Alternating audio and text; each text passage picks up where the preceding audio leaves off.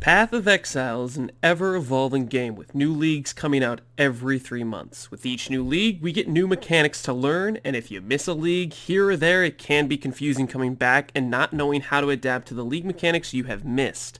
Whether you're a new or a returning player, I'm going to do my best to break down each league's mechanics in a brief synopsis of how I understand to play these mechanics optimally in a concise manner, as well as give links to more complete guides on the more confusing mechanics that go much deeper than just a brief overview can cover. Now, these leagues have been integrated to the core game to different extents, and I'm only going to go over how they exist in the game currently. Some haven't even been integrated at all. This isn't going to be a history lesson on what the leagues were, but how they exist now in the current game so you can know how to play with them. I will be going through these starting with the first league, Onslaught, all the way through to Harvest. Timestamps will be in the video for you to be able to skip to exactly the league information you want to know about. And lastly, the leagues become more and more complex as time goes on, which will result in me spending hardly any time on the early leagues as there's not much to them, and then going much more in depth on the later leagues as they grow in complexity. Now, without further ado, our first league, Onslaught. This league is basically boiled down to speed. It's simply a modifier in the game that translates to 20% movement speed, attack speed, and cast speed. Mostly builds, if they can somehow pick up this modifier in one way or another, will do so, and that's all you really need to know about Onslaught. It exists to help make your build acquire more zoom. Moving on, we get Anarchy, currently existing as a map modifier and monster types you can encounter in various zones, which are rogue exiles. They have the same base models of the exiles we play with in Path of Exile. They use skills like us, but generally don't pose much of a threat. Killing these rogue exiles will drop an item for each slot of gear, which results in them being a great opportunity to kill them and get some leveling gear and acquire some upgrades. Think of them as a loot pinata for upgrades early on in a league when you really don't have that much gear to work with. Following up Anarchy is Nemesis. There's not much to this league other than it gave us Headhunter and the new special rare modifiers to rare monsters. Among these modifiers, most famous are the volatile dead balls of flame that chase you down after killing a rare mob. After Nemesis is Domination. The Domination League mechanic spawns these shrines, surrounded by monsters, giving the monsters around it the power of the shrine. Once you click this shrine, the powers will be given to your player instead of the monsters around it for a short duration, roughly around 60 seconds, I believe. Again, another simple league mechanic, but you'll encounter it every now and again in the zone, and it's fun, because occasionally you get to be big, occasionally you get to be immune, or you die because you run into a bunch of immune monsters and you can't click the shrine and they kill you. Things happen. Stepping up the complexity a bit, we move on to Ambush League, which brings these vault-style boxes into zones with us, which possess specific drop tables based on the type of box you find. If you find a Cartographer's Strongbox, you're going to drop maps, while a Diviner's Strongbox will drop Divination cards. Generally, the rarer the box is, the better rewards you're going to get from it. These boxes can appear as normal, magic, or rare, and can be modified with currency. So if you find a normal box, you can throw an alch at it and make it a rare box. The boxes have a variety of prefixes and suffixes, where prefixes add danger to the encounter, whereas suffixes will add more rewards. Once you click the box, 3 packs of monsters will spawn all around the box and attempt to ambush you. These boxes can easily send an unprepared exile to the afterlife with something like Detonate Dead, or freeze if you get caught with your pants down, so do be careful when engaging with the Ambush League, my friends. Alongside Ambush, Invasion was released, which just adds a few extra unique monsters which have some mechanics that I don't understand to this day, because I don't see them too often, and frankly they're mostly pushovers compared to the current content in the game. Now for the king of juice and XP farming. If you've ever watched a video about juicing a map, the video won't skip mentioning Beyond. Beyond League brought a mechanic into the game that spawns monsters after killing monsters close together. This is basically a direct multiplier to the amount of monsters you find in a map, so it helps you rack up XP as well as additional drops. Beyond can appear as an affix on a map. You can spawn it with the Zana mod if it is available during the league through your map device, or you can even spawn Beyond with a Sextant. Upon spawning Beyond monsters, you will have a small chance to spawn a Beyond boss. Many of these bosses can be rippy and should be fought with caution. Now, realizing I'm spending way too long covering simple mechanics, let's speed this up a bit. Rampage, to start off with, is a kill streak mechanic that's all about getting kills in a short succession of time. Getting kills gives you Rampage stacks, which give you movement speed and damage, and if you don't kill enemies fast enough, you will lose your streak and reset it. After Rampage, we have Bloodlines, which is like Nemesis, where it gives you special affixes to rare mobs, except it's for magic monsters. After Bloodlines, we get Torment, the mechanic that spawns a ghost that always will try to avoid the player infecting monsters as it passes. The infected monster can get additional drops based on the ghost it passes, but generally it only contributes to PK clips. There's a ghost that makes monsters detonate on kill, which deals significant damage, but the infection of these ghosts looks the same as every other ghost, so you have no idea you're about to jump into a pack of monsters that will literally just blow you up. In the end, this mechanic doesn't add much to the game besides rip clips. Following up Torment, we get Tempest, a mechanic the player will hardly ever see because it only occurs with prophecies and the Incursion Tempest room. This mechanic boils down to a glowing circle that appears periodically around the zone, which are called Tempests, and you activate them by going and standing in them until they do their activation sequence, and if you're in them, you get the effect of the Tempest. That's about it.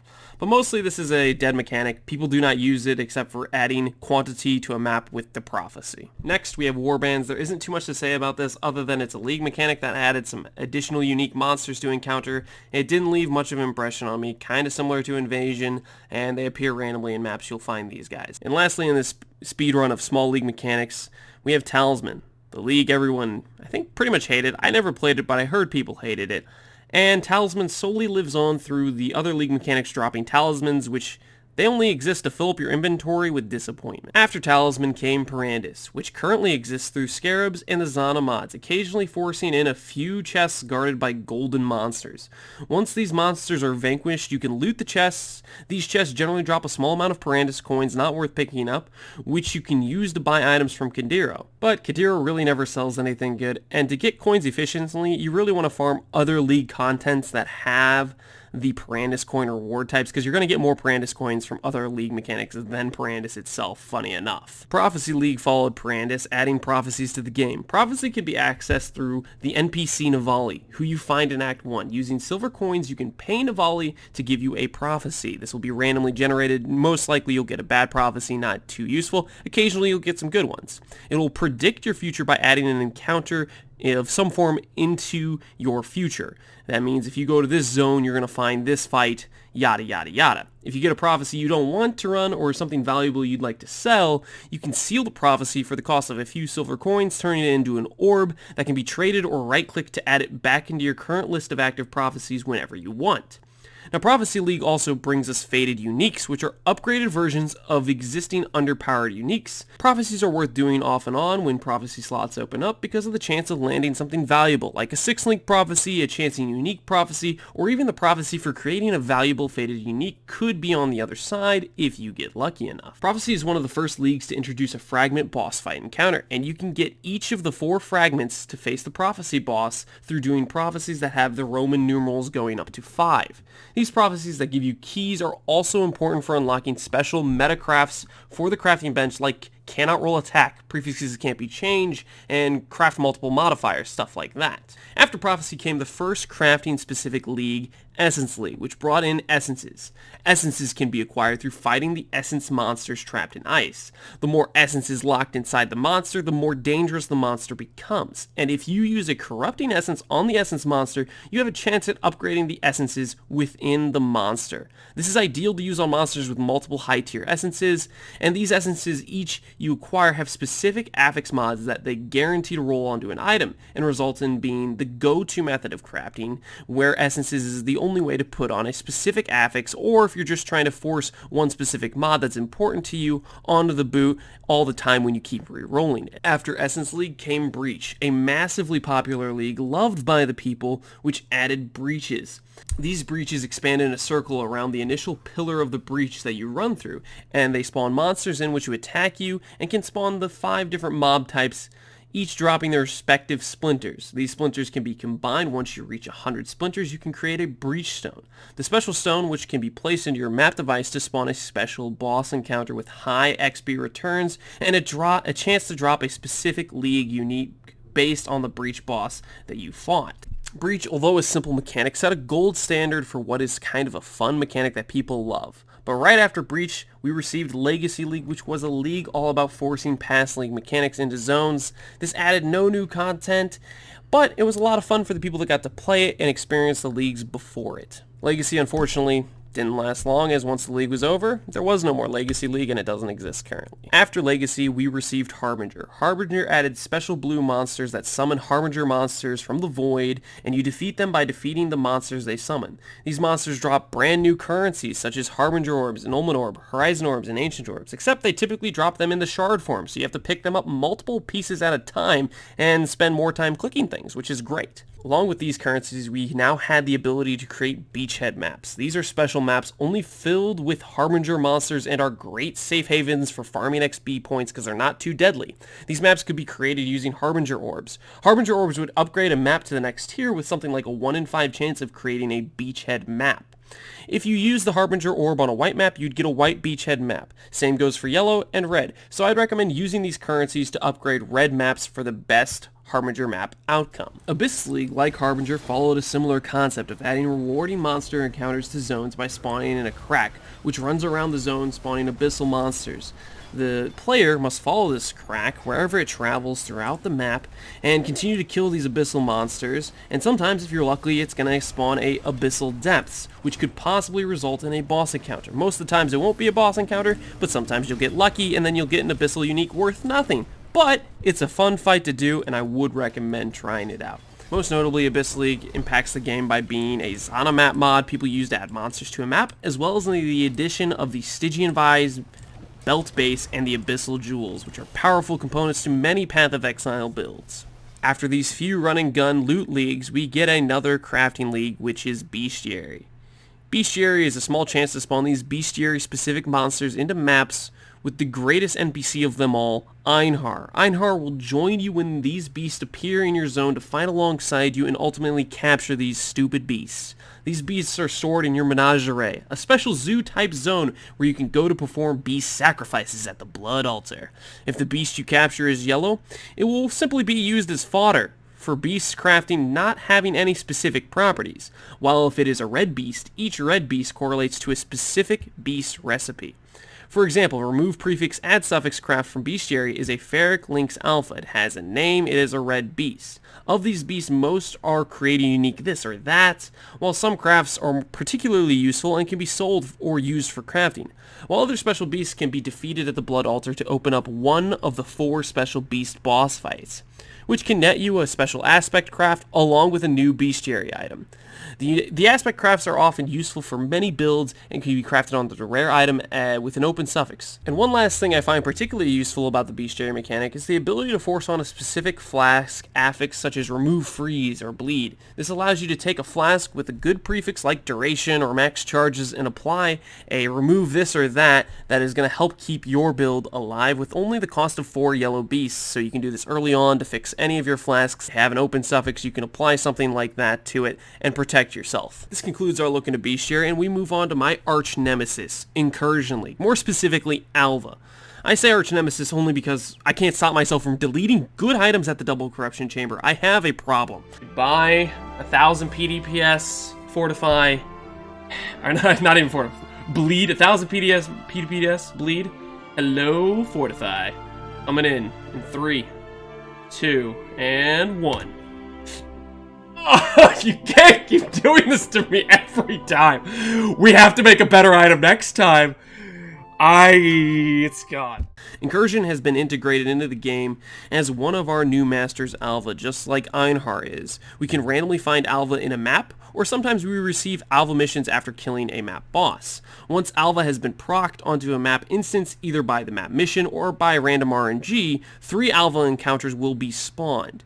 When you talk to Alva, she will show you the layout for the Temple of Atsuatl. This layout is randomly generated at first, and it will be different every time, but usually the temple will have roughly around 4 to 7 T1 rooms pre-made, while the rest of the rooms are nothing special. This layout will persist for 12 Alva encounters as you upgrade the Temple of Atsuatl, at which point when you get it down to 0 incursions remaining, you can ask Alva to open up portals to the Temple of Atsuatl. When engaging with Alva encounters, she will highlight a room.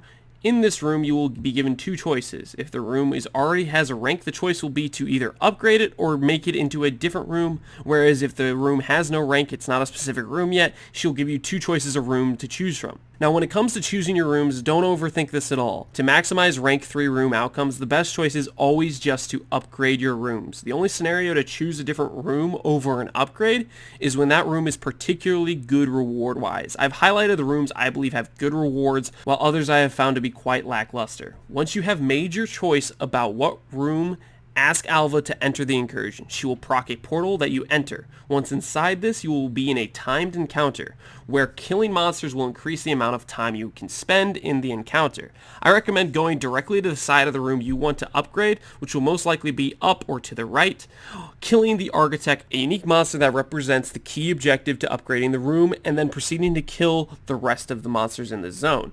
While in the zone, you will notice an item called the Stone of Passage occasionally dropping. This item you can pick up and use to open doorways in the temple. The rooms will be generated with random connections, and sometimes the room you need to get to won't be connected to the rest, so you need to open up these doorways so that way you have a pathway to get to specific rooms in the temple. Each Incursion instance is always guaranteed to drop at least one Stone of Passage, and by the bar at the bottom represents how many monsters are left in the Incursion. So once you fill that bar up, you will have killed the last monster, and the last monster will probably have the stone. At the bottom of the temple layout, you will see a number of Incursions you have left. This tells you how many more times you can upgrade the temple. Once that number hits 0, it is time to go to the Temple of Atsuatl. The temple is a great place to drop additional maps and gain XP from lots of monsters, so they're usually worth running with bad rooms. But if you're just trying to farm Alva for a specific room and she failed you again at giving you that room, you can always open the temple, proceed to enter it, and leave it immediately. This will allow you to proc Alva on the next map, and you can start out with a new, fresh temple layout. Hopefully this sums up the basics of Incursions for you, and we're going to move our way on to Delve. Delve, like Incursion, has been added to the core game as one of our new masters. Nico is the master for Delve missions, and like Alva, he can be found in maps by random chance. A map mission, or even a scarab.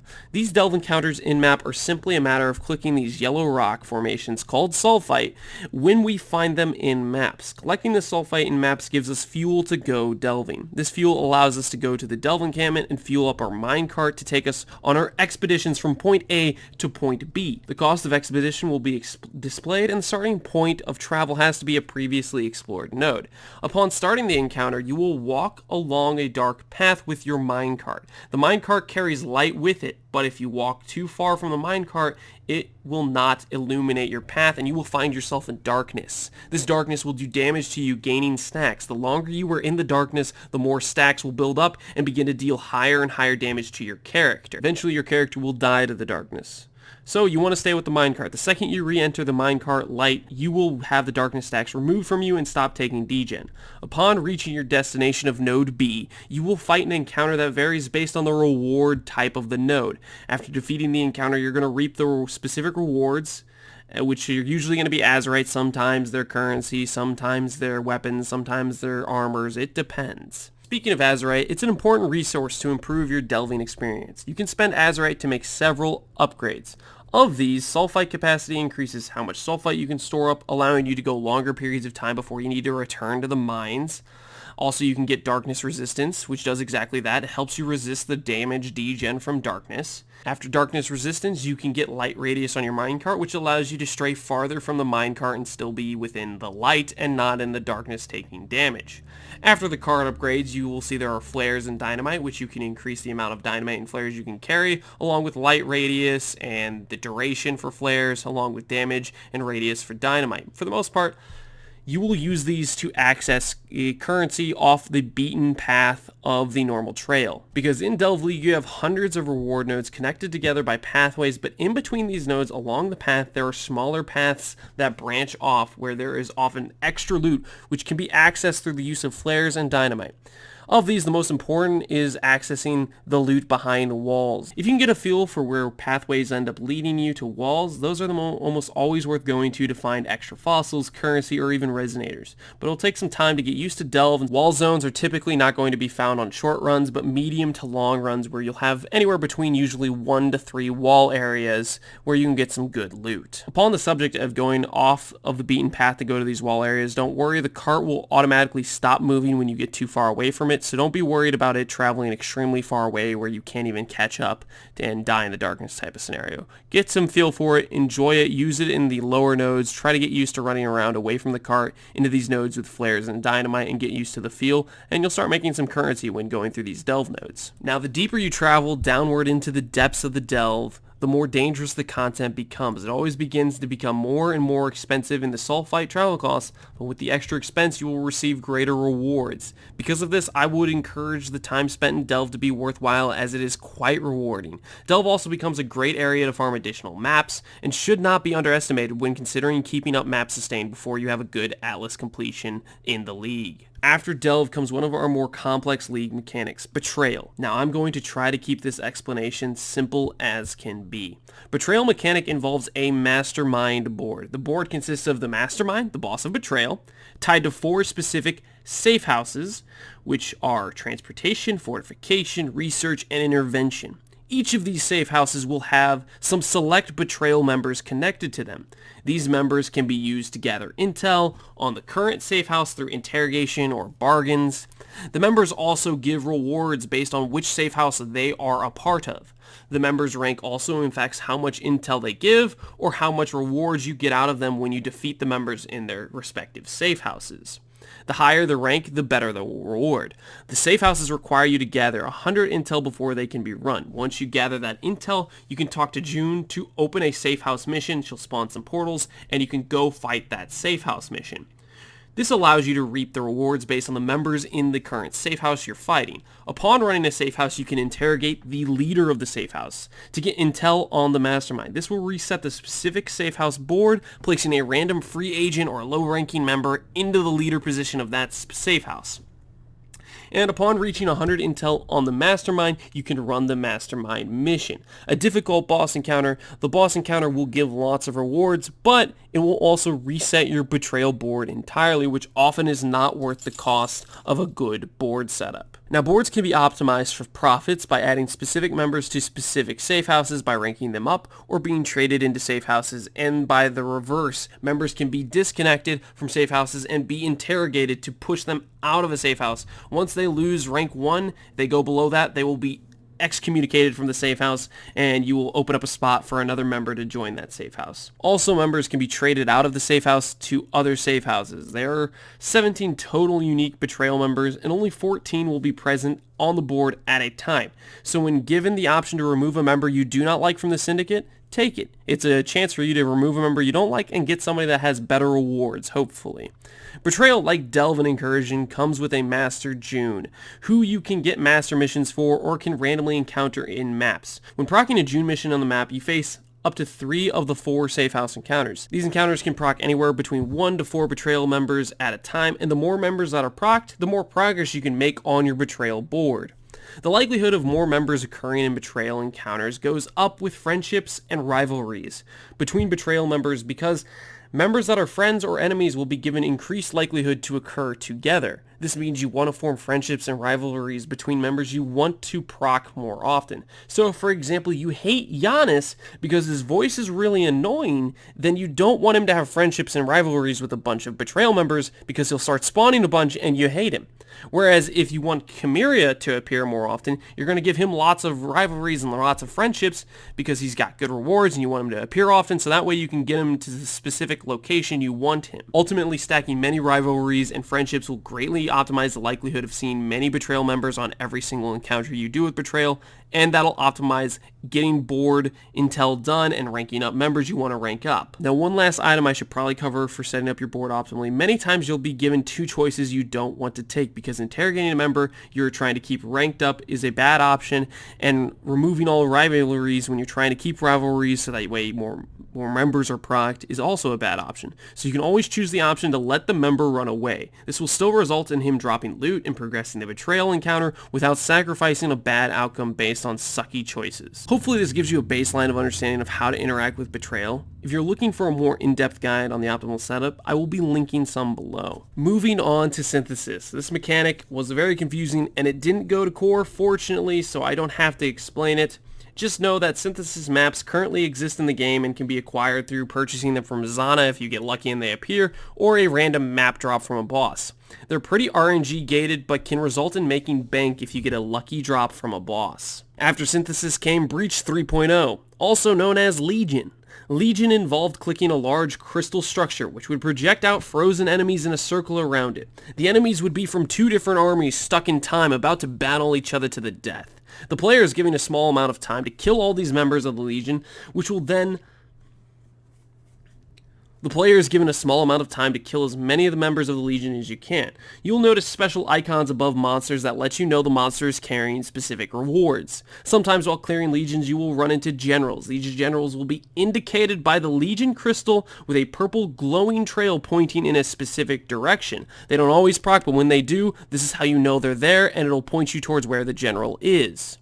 Once the time runs out, all the monsters you have killed while frozen will come alive and try to kill you. Upon defeating them, you'll gather a great bounty of loot and rewards. Over time, doing many Legion encounters, you'll find yourself collecting splinters for 5 different timeless stones. Upon reaching 100 splinters, you can combine these splinters to form a stone. Once you have anywhere between 2 and 5 stones, you can place them into the map device, and the more stones you use, the higher level the monsters will be in the encounter. This will open the domain of timeless conflict. It's a speed encounter where the goal is to kill as many monsters and bosses in the time given for maximum rewards. You may notice I had said up to 5 stones, and you're thinking I only have 4 slots in my map device. That's because when you do a 4 stone encounter, you will unlock a 5th map slot, which you can use for increasing quantum maps by having a 5th place to put a Scarab or a 5th place to put a Sacrifice Fragment. Moving on to Blight, we get Tower Defense mixed with Path of Exile. Same as the other leagues, except for the fact that Cassia is not a master. You will encounter Cassia randomly in a map, and she will ask you to defend her pump. This pump will be attacked with monsters being spawned along pathways leading to your pump, and you must defend it for a duration. Random locations will be given to you where you can place towers that cost a certain amount of resource, and you get more resource by killing monsters, similar to tower defense games you've played in the past. Most Blights can be defeated on a strong build without towers, but some builds it will be necessary to learn optimal tower placement, as the monsters are quite dangerous or quite tanky, and they're hard to kill sometimes. That being said, I myself suck at Blight, and still don't know which towers are really optimal, so unfortunately I can't give you much advice there. Blights upon defending the pump will give many rewards, and of these rewards you can get Blight maps and oils, specific to the Blight League. These oils can be used to anoint amulets by talking to Cassia, with any notable on the passive tree, allowing you to expand your build in ways you haven't been able to before. The best nodes are often gated by the rarest oils such as gold, so you won't usually get to be able to anoint the best node in the game because it might cost too much, but you can usually get a decent node for not too much in terms of oils that you anoint on the amulet. You can check the notables and the cost of anointing by pressing Alt while hovering over a specific notable on the passive tree. Blight maps, on the other hand, result in a super Blight encounter when placed into the map device, and if you lose the encounter, you really will receive no rewards, so take these fights with care. I should also say you can anoint your maps to increase rewards or make the fights easier based on what oils you use. Along with, you can also anoint rings to increase the power levels of specific towers you like to use, so find towers you like and do the anointment that increases their power level. This can be found on the Wikipedia. After the Blight League mechanic, we get Metamorph. This mechanic was integrated also as something that could randomly occur at something like a 10% chance per map. Upon this encounter occurring, you will notice these green circle icons appearing on your minimap above monsters through the map. This means that monster possesses an organ. Killing the monster allows you to collect this so-called organ. You don't have to pick it up. It's manually thrown into some mysterious inventory you don't hold. And upon killing all the monsters in the map, you will have many of these organs. An NPC named Tane will appear with a green cage. This cage is where you are conducting mad science, combining various organs you can pick up and choose which organs you can combine. The different organs give you different rewards and also different dangers to the fight. It's kind of like build your own boss fight, build your own death trap, whatever you want to call it. Sometimes when you kill the Metamorph itself will drop an additional organ, which you can collect. Upon collecting one of each type of organ, you can visit Tane's lab. To do the same thing you did in the maps with special organs, which have greater rewards, but for the most part the lab fights in my experience were often easier than the map Metamorph fights, and only have slightly better rewards, but still worth doing nonetheless. Metamorph, the build your own boss experience, was followed by Delirium. Delirium was a punishing mechanic for slower builds that makes the world gray and sad. Delirium occurs in maps at a small chance that increases greatly the more mechanics that spawn into that same map. So if you have a Cassius spawn, if you're doing a Betrayal encounter, if you're doing multiple different things in that map with scarabs, then it's more likely you're going to see Delirium in that map as well. Upon entering a map with Delirium active, you will find a Delirium mirror. By passing through this mirror, you will plunge your mind into madness, turning everything gray, and begin spawning Delirium monsters, which take on death mechanics to the next level of annoying and screw you.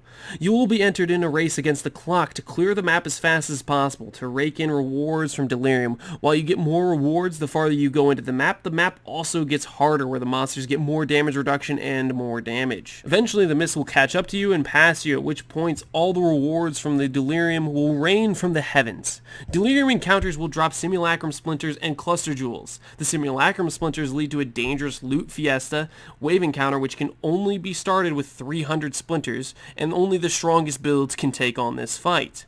The other Delirium specific loot, cluster jewels, are build your own tree jewels, which you can place on the outer rim of the passive tree, and are used for the strongest option for many builds when min-maxing your builds, but they are very costly to craft. Now I believe this will conclude our brief explanation on every league mechanic that currently exists in Path of Exile today. Unfortunately, Harvest, the league mechanic that brought mirror tier items to the common man, was deemed too powerful for the current game, and will not be returning in the game in the near future in its current state. Now I tried my best to cover the mechanics of each league in its current integration of the game, so that way it could catch you guys up to speed or help you understand the mechanics that you've missed.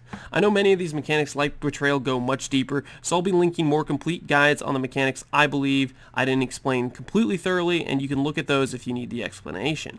I hope this video was helpful, and we'll be working on more guide content in the next couple weeks before the league comes, and I thank you all for watching, guys. You all have an excellent day.